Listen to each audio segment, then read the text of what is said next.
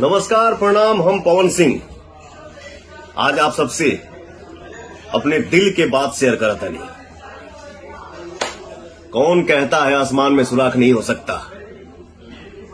एक पत्थर तो तबीयत से उछालो यारों।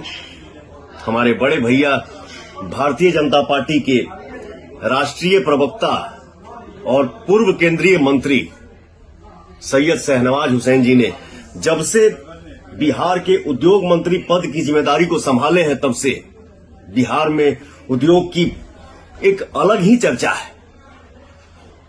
बिहार में बड़े बड़े उद्योग लग रहे हैं। बिहार के बारे में निवेशकों की राय बदली है।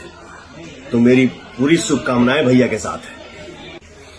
हमारे मुख्यमंत्री श्री नीतीश कुमार जी के नेतृत्व में बिहार में उद्योग लगाने वालों को रेड कारपेट वेलकम मिल रहा है और मिलता रहेगा। जय बिहार, जय हिंद, जय भारत।